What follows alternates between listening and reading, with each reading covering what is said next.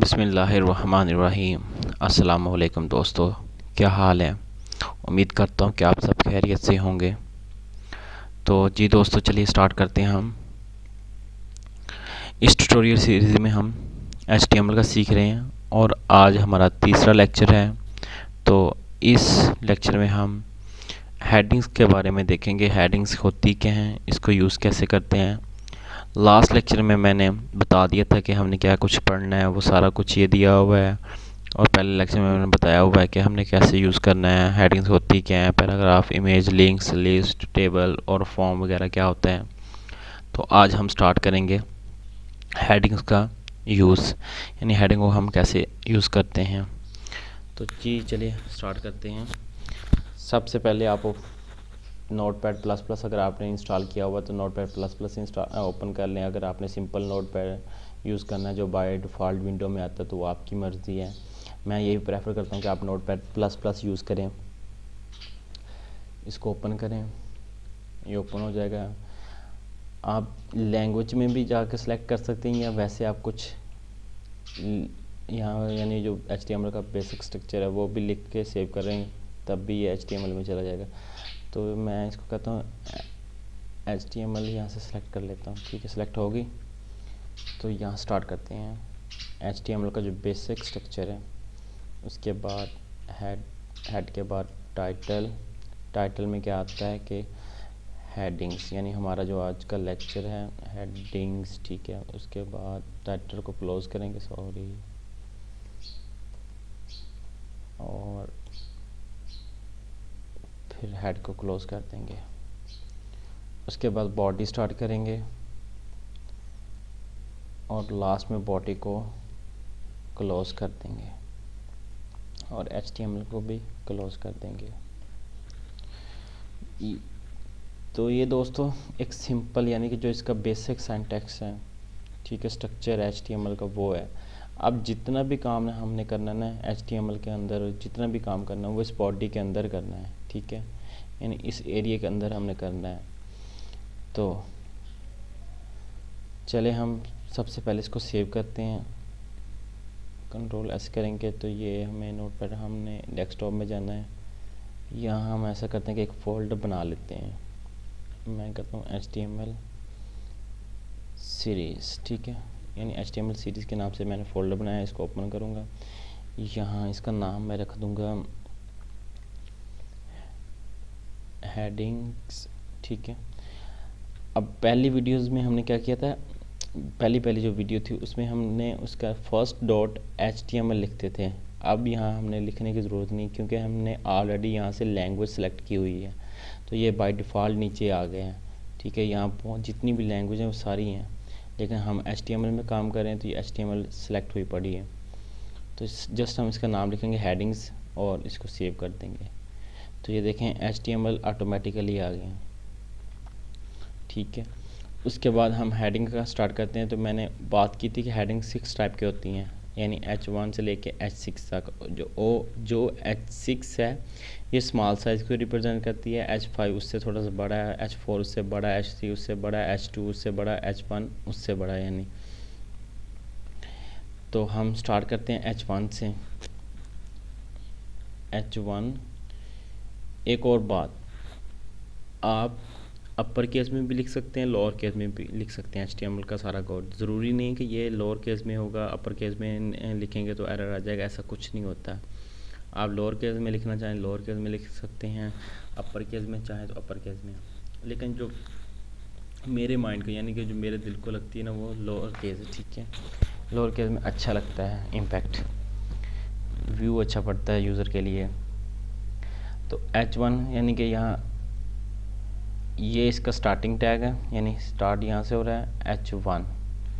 ठीक है, अब इस चीज़ के बाद हमने वो सारा कुछ लिखना है जो हमने शो करवाना है अपने पेज के ऊपर। ठीक है, मैं कह देता हूँ ये जी फर्स्ट हेडिंग, और बाद में हमने इसको क्लोज भी करना है, H1 को क्लोज भी करना है। जैसे हमने ये हेड को क्लोज किया है, टाइटल को क्लोज किया, लास्ट में हमने बॉडी को क्लोज किया है और HTML को क्लोज किया है, ऐसे हमने H1 को भी क्लोज करना है। तो \H1 ठीक है। अब हम इसको करेंगे सेव करके अपने डेस्कटॉप पेज पे जाएंगे। इसको मैं कर देता हूँ, मिनिमाइज कर देता हूँ। हमने ये HTML सीरीज़ का फोल्डर बनाया हुआ है, ये देखें, इसके अंदर हेडिंग्स है। इसको ओपन करता हूँ तो ये देखें, ये हमारी क्या आ गई, फर्स्ट हेडिंग आ गई। क्या है ये देखें, साइज़ इसका क्या बड़ा है, यानी हमें वाज़ेह नज़र आ रहा है। अब अगर H2 को यूज़ करता हूँ तो ये स्मॉल साइज़ में रिप्रेजेंट करेगा। H2 यहाँ कर देता हूँ सेकंड हेडिंग और H2 को क्लोज़ कर दूँगा। उसके बाद सेव करने के बाद इसको रिफ़्रेश करता हूँ तो ये देखें, इसका जो साइज़ है वो थोड़ा सा स्मॉल हो गया है, यानी छोटा सा हो गया। अब ऐसे ही हम H3 को यूज़ करेंगे। H3 थर्ड हेडिंग और H3 को क्लोज़ कर देंगे। सेव करके दोबारा पेज पे जाएंगे, रिफ़्रेश करेंगे तो ये देखें, जो इसका साइज़ है वो छोटे से छोटा होता जा रहा है। ठीक है, अब ऐसे करते करते इसी को मैं डुप्लीकेट कर लेता हूँ और यहाँ से जस्ट चेंज करता हूँ, यहाँ 4 कर देता हूँ, यहाँ भी 4 और यहाँ 5 करता हूँ, यहाँ भी 5 करता हूँ और एक और डुप्लीकेट बना देता हूँ। डुप्लीकेट के लिए Ctrl+D, ठीक है, वो उसका डुप्लीकेट बन जाएगा, Ctrl+D और 6। अब इसको सेव करता हूँ। सेव करने के बाद रिफ़्रेश करता हूँ तो ये देखें, यानी जो H6 है वो स्मॉल साइज़ को रिप्रेजेंट कर रही है। ठीक है, H5 उससे बड़े को, H4 उससे, H3 उससे, H2 उससे बड़े को और H1 जो है ना वो फुल साइज़ है। ठीक है, तो ये हेडिंग्स हैं, यानी कि हमने पेज के अंदर हेडिंग को यूज़ कैसे करना है। और ठीक है, तो ये तो हो गया हेडिंग्स का। उसके बाद हमने देखा था कि ये पैराग्राफ क्या होता है। पैराग्राफ बेसिकली यानी आपने देखा होगा कि आपके पास जो भी पेज आता है या कोई भी चीज़ आती है तो एक पैराग्राफ के शुरू में लिखा होता है। तो हमने यानी कि फॉर एग्जांपल मैं इस जगह पैराग्राफ लिखना चाहता हूँ, यानी फर्स्ट हेडिंग के बाद मैं कहता हूँ यहाँ मैंने पाकिस्तान के बारे में कुछ लिखना है, तो पैराग्राफ लिखना है, तो क्या करेंगे कि स्टार्टिंग P टैग, यानी P किसको रिप्रेजेंट कर रहा है, पैराग्राफ को। P टैग स्टार्ट करेंगे। स्टार्ट करने के बाद यहाँ आपने सारा कंटेंट लिखना है जो भी आप पैराग्राफ के सूरत में रिप्रेजेंट करना चाहते हैं, पेश करना चाहते हैं। तो पाकिस्तान के बारे में कुछ भी लिख देते हैं, I love Pakistan, sorry Pakistan and it is beautiful country all over the world. Pakistan is my mother, MOTHER mother. ठीक है, उसके बाद इस पैराग्राफ को हम क्लोज़ करेंगे, यानी कि \P के साथ क्लोज़ किया। अब इसको सेव करता हूँ। सेव करने के बाद ब्राउज़र में जाऊँगा, यहाँ से हम क्या करेंगे, रिफ्रेश करेंगे तो ये देखें, ये इसका एक पैराग्राफ बन के आ गया और ये स्मॉल साइज़ में होगा। ठीक है, बाय डिफ़ॉल्ट यानी इसका साइज़ जो भी होगा वो ना वो उसमें रिप्रेजेंट करेगा। जबकि हेडिंग आपने देखा होगा कि ये यानी कि तो बोल्ड नज़र आ रही हैं, दूसरा बड़ा साइज़ है इसका। तो जो पैराग्राफ वो बाय डिफ़ॉल्ट साइज़ में होता है।